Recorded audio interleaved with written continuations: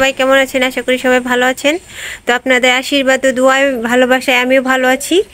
আর আজকে আমাদের এখানে পুজো ছিল, সাপের দেবী হচ্ছে মা মনসার পুজো।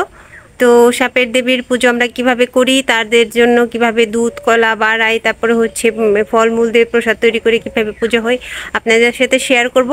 আমি নারায়ণ দাদাদের বাড়ির ভিডিও করেছি, তারপর আমাদের কাকাদের বাড়ির ভিডিও করেছি, আমার শ্বশুর শাশুড়ি ওনারা পুজো করেছে ওনাদের ভিডিও করেছি, তারপর আমারটা করেছি। অবশ্য আমাদের ঠাকুর আর নারায়ণ দাদাদের ঠাকুরটা আলাদা, ভিন্ন ভিন্ন সময় আসছে। আমি প্রথমে ঘরদোর সুন্দর করে গুছিয়ে নিয়েছি, তারপরে যে আগাছা হয়েছিল বাড়িতে এগুলা পরিষ্কার করছে ওর বাবু, সেগুলোও ভিডিও করেছি। তো আপনাদের সাথে শেয়ার করব। অবশ্যই আপনাদের ভালো লাগবে ভিডিওটা, তো দেখতে থাকুন আর পাশে থাকুন। আর যদি আমার ভিডিওটা ভালো লাগে তাহলে অবশ্যই আমার চ্যানেলটাকে সাবস্ক্রাইব করবেন, আর আমার পাশে থাকবেন এই পাগুলির পাশে। অনেকে আমাকে বলে পাগুলি, কমেন্টে এসে বলে, যে বলে খুব সুন্দর বলেছে, আমার ভালো লেগেছে। যাই হোক, তো এই পাগুলির পাশে থাকবেন সাবস্ক্রাইব করে, লাইক কমেন্ট শেয়ার করে। ধন্যবাদ। তো চলেন শেয়ার করি আপনাদের সাথে ভিডিওটা। প্রথমে আমি আমার ঘর দূর গুছিয়েছিলাম, মুছেছি, সেগুলো সব ক্লিপ দিব। তারপর নারায়ণ দাদুদের পূজা হয়েছে সেগুলো দিব, কারণ ওনাদের ঠাকুরটা আগে আসছিল। তারপরে আমার শ্বশুর শাশুড়ি পুজো করছে সেটা, তারপর আমারটা। তো দেখতে থাকুন, ভালো লাগলে অবশ্যই জানাবেন কমেন্ট করে কেমন লাগলো, আমাদের মা মনসা দেবীর পুজো কীরকম লাগলো অবশ্যই জানাবেন। আর দেখতে থাকুন, পাশে থাকুন। পূজার সাথে নিয়ে এসছি,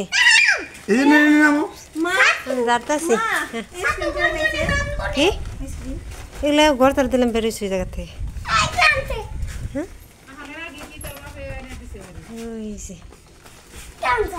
সব নিয়ে এসে আমি রেডি করে নিই, তারপরে কি কি আনছে সব দেখাবো।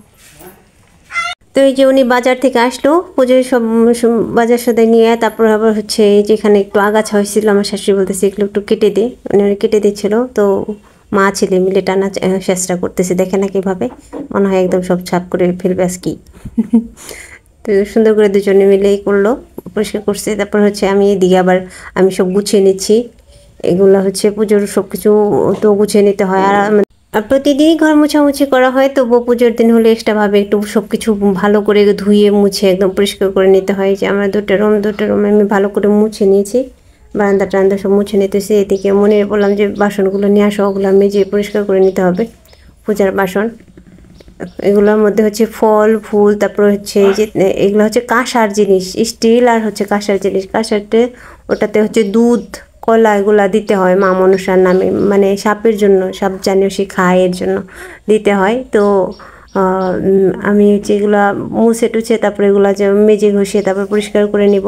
আপনারা দেখতে থাকুন। আমাদের অনেক কিছুই লাগে, বেল পাতা ধান ধূপ অনেক কিছু লাগে, আমি আগে সব কিছুই দেখাইছি আপনাদের, দেখতে থাকুন।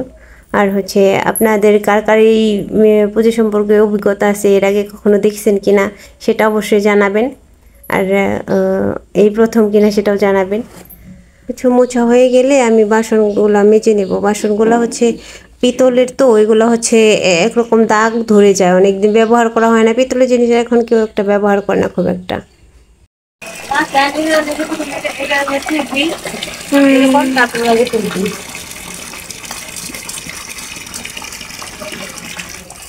একটু টক নেওয়া লাগছিল না মা? ফ্রিজের তা দিদি দিবেন না করে টক টক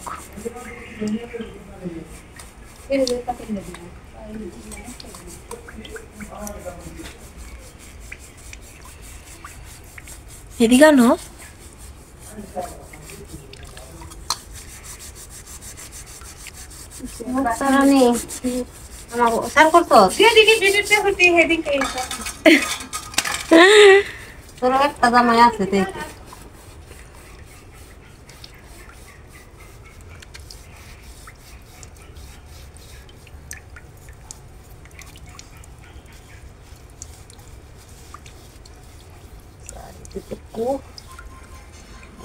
আমি ঘষি উঠে না দিদি, তা তো নাই দিদি কয় হয়েছে তো খালি টুন্ডার, তাও তো কেমনি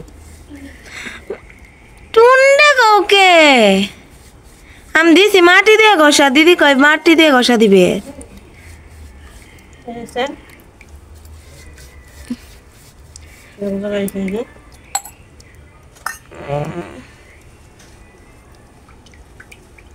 কার হাত পড়ছে দেওয়ার নাকবো না।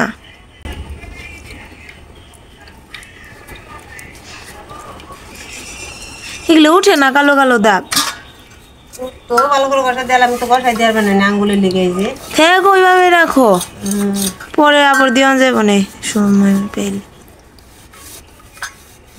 হাতে ব্যথা নিয়ে এই যে চকচকা হয়। হ্যাঁ, চকচকা হয়ে গেছে। এটা আর কি চকচকা করবো, এটা তো ধুইছি। এ আস্তে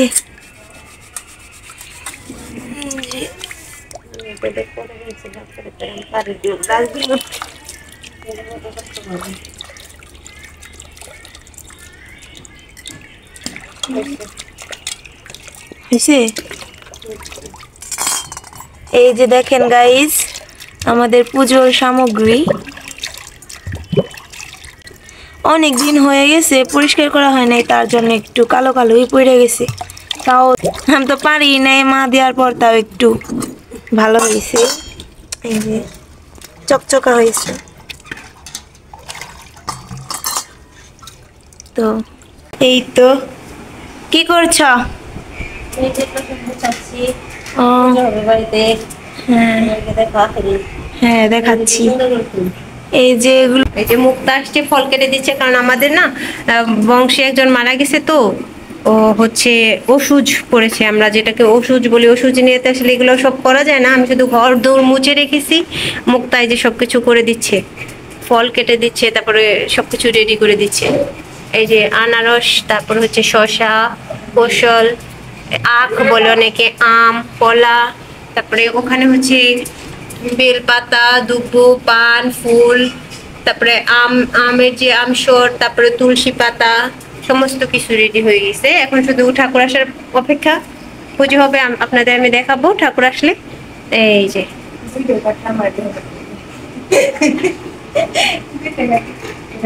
তো এদিকে ঠাকুর চলে আসছে নাকি, বৌদিদের পুজো হয়ে গেছে প্রায়। আমি হচ্ছে আমাদের মুক্তা গুছিয়ে দিচ্ছে, কারণ আমি তো ওগুলো ধরবো না, ওগুলো গোছানো হয়ে গেছে, আমাদের ঠাকুর আসতে দেরি আছে। তো এই যে বৌদিদের পুজো মনে হয় হয়ে গেছে। এই যে নাদের দেখাচ্ছি, এই যে দুধ কলা বাড়িয়েছে, এই যে সুন্দর করে। বৌদি বলতেছিল যে আমি কাউকে পাচ্ছিলাম না খবর দেওয়ার জন্য। এই যে দুধ কলা বাড়িয়েছে, খই মোয়া, তারপর হচ্ছে যে প্রসাদ। এই যে বৌদি পূজা সেই দিল।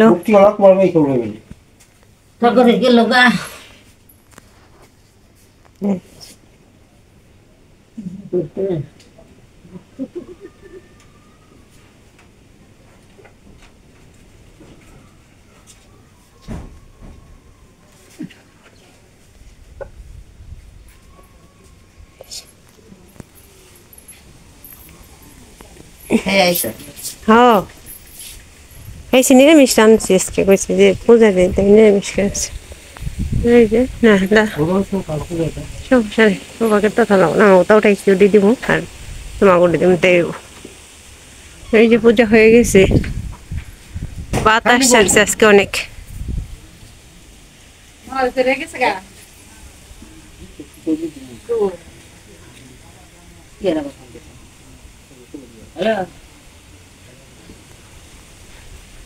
পূজা হয়ে গেছে গাতে ফুল আমাকে পূজা হওয়া এলো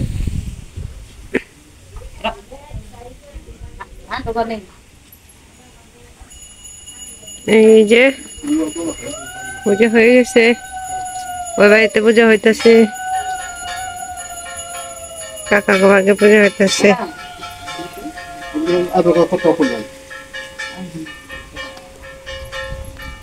হ্যালো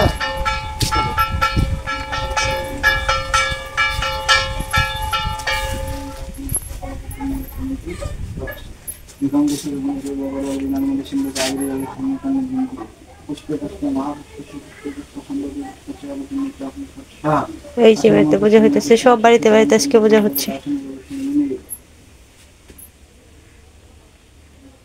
এদিকে আমাদের ঠাকুর চলে আসছে, আমার শ্বশুর শাশুড়ি ঘরে গেছে, চলুন দেখাই। এই যে এতে গন্ধপুষ্পে মশাইত্যাদি নবগ্রহেভ্যো নমঃ স্থানীয় দলং মশাইত্যাদি নবগ্রহেভ্যো নমঃ সচন্দন গন্ধপুষ্পং মশাইত্যাদি নবগ্রহেভ্যো নমঃ সচন্দন গন্ধপুষ্পং মশাইত্যাদি নবগ্রহেভ্যো নমঃ সচন্দন বিল্লপত্রং মশাইত্যাদি নবগ্রহেভ্যো নমঃ শুভকরণামন্য খণ্ডনবিদ্ধং মশাইত্যাদি নবগ্রহেভ্যো নমঃ এতানি ফলানি মশাইত্যাদি নবগ্রহেভ্যো নমঃ সচন্দন পুণ্যপত্রং মশাইত্যাদি নবগ্রহেভ্যো নমঃ রচনমহং মশাইত্যাদি নবগ্রহেভ্যো নমঃ ধূপ দীপং মশাইত্যাদি নবগ্রহেভ্যো নমঃ তাম্রদ্বয়ং মশাইত্যাদি নবগ্রহেভ্যো নমঃ ওম নমঃ গুরুবে আগচ্ছ আগচ্ছ আদিত্য সুনির্দিষ্ট আগ্রপূজাদিয়ান বসাপা তে গন্ধপুষ্পে শ্রী গুরুবে নমঃ স্থানীয় দলং শ্রী গুরুবে নমঃ শিবম চন্দন গন্ধপুষ্পং শ্রী গুরুবে নমঃ স্থানীয় দলং শ্রী গুরুবে নমঃ ওনাদের পুজো শেষ, এখন আমাদের পুজো শুরু। দেখি ঠাকুর চলে আসছে।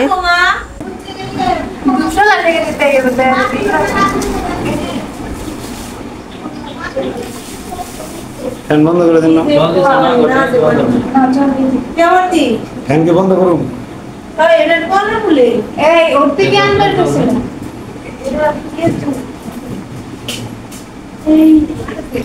হে গন্ধপুষ্পে শ্রী শ্রী সূর্যায় নমঃ স্থানীয় দলং শ্রী শ্রী সূর্যায় নমঃ সচন্দন গন্ধপুষ্পং শ্রী শ্রী সূর্যায় নমঃ শুভকরণামন্য খণ্ডনবিদ্ধং শ্রী শ্রী সূর্যায় নমঃ তানি ফলানি শ্রী শ্রী সূর্যায় নমঃ সচন্দন পুণ্যপত্রং শ্রী শ্রী সূর্যায় নমঃ রচনমহং শ্রী শ্রী সূর্যায় নমঃ ধূপ দীপং শ্রী শ্রী সূর্যায় নমঃ তাম্রদ্বয়ং শ্রী শ্রী সূর্যায় নমঃ ওম মনসা একচ্ছে একচ্ছে তিষ্ঠ তিষ্ঠ সুনির্দিষ্ট আগ্রপূজাদিয়ান পূজা শেষ করে এই যে ঠাকুর বসে আছে, মানে বলতেছে একটু রেস্ট নিয়ে নেই।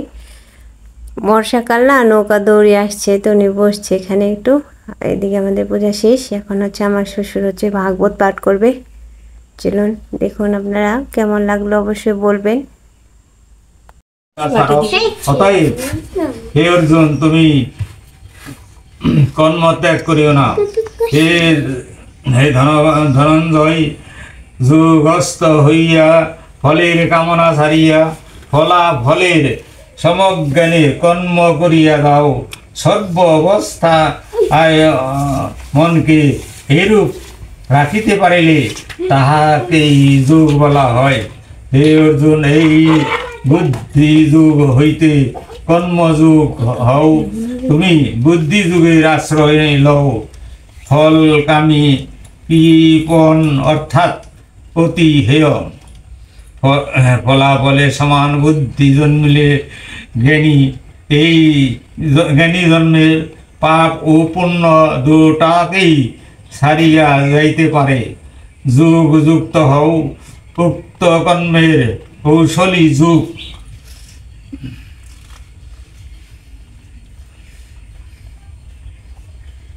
মনের ঋষিরা কর্মফল ত্যাগ করিয়া সংসার বন্ধন হইতে মুক্ত হইয়া মোক্ষ লাভ করেন। যখন তোমার বুদ্ধি মোহরূপ পাপ হইতে উত্তীর্ণ হইবে, তখনই তুমি শ্রদ্ধব্য ও শ্রেষ্ঠ কর্মফলে বৈরাগ্য প্রাপ্ত হইবে। নানারূপ লৌকিক ও বৈদিক কর্মফলের কথা শুনিয়া তোমার বুদ্ধি বিকৃত হইয়া আছে। যখন তোমার এই বুদ্ধি নিশ্চল হইয়া সমাধিতে অচল হইয়া অবস্থান করিবে, তখনই তুমি যোগ প্রাপ্ত হইবে। অর্জুন বললেন, হে কেশব, ব্রহ্মজ্ঞানী যোগীর লক্ষণ কি? তিনি কিভাবে কথা বলেন বা কিভাবে বসেন বা কিভাবে চলাফেরা করেন? তিনি ভগবান বললেন, হে পার্থ, যখন যোগী মনোযোগ সমস্ত কামনা ত্যাগ করিয়া আপনাতেই আপনি তুষ্ট থাকেন, তখনই তাকে স্থিতপ্রজ্ঞ বলা হয়। যিনি দুঃখে স্থির, সুখে বিগত প্রিয় অনাসক্ত, ভয় ক্রোধ শূন্য, তাহাকেই স্থিতপ্রজ্ঞ বলা হয়। যিনি শুভ বিষয়ে ফল পাইয়াও আহ্লাদিতে বা বিকারগ্রস্ত হন না, তাহারই স্থলপ্রজ্ঞ প্রতিষ্ঠিত হইয়াছে। কর্ম যেমন আপন আপন অঙ্গ সকল কোন সংকুচিত করিয়া নিজ দেহের মধ্যে গোটায় লয়, সেইরূপ যে ব্যক্তি ইন্দ্রিয় সকলকে বিষয় ভাগ্যস্থ হইতে ফিরিয়ে আনিতে পারেন, তারই স্থতপ্রজ্ঞ হইয়াছে। কেহ ইন্দ্রিয় দ্বারা বিষয়ে কোনো ভোগ বাসনা করেন না, তথাপি তাহার ভোগের আকাঙ্ক্ষা থাকিয়াই যায়। কিন্তু স্থলপ্রজ্ঞ ব্যক্তির ঈশ্বর দর্শনেই তাহা লুপ্ত হয়। অর্জুন, হে অর্জুন, আমি জ্ঞানী ব্যক্তি মুখ্যের জন্য যত্ন করিলেও সময় তাহার মনকে বলবান ইন্দ্রিয় দ্বারা বলপূর্বক কুপথে লইয়া যায়। যিনি যোগী তিনি ইন্দ্রিয় সকলকে দমন করিয়া মতপরায়ণ হইয়া থাকেন, কারণ যাহার ইন্দ্রিয়গুলি বশীভূত হইয়াছে সেই ব্যক্তি স্থলপ্রজ্ঞ। বিষয়ের বিষয় চিন্তা করিতে করিতে মানবের মনে সেই আসক্তি জন্মে, আসক্তি হইতে কামনা, এবং সেই কামনা বাধা পাইলে ক্রোধের উদয় হয়, ক্রোধ হইতে মোহ জন্মে, আবার মোহ হইতে স্মৃতি ভ্রষ্ট হয়, এবং স্মৃতিভ্রষ্ট বুদ্ধি নাশ হয়, এবং বুদ্ধি নাশ মানব অধঃপতনে যায়। একটু ধনে দিলে না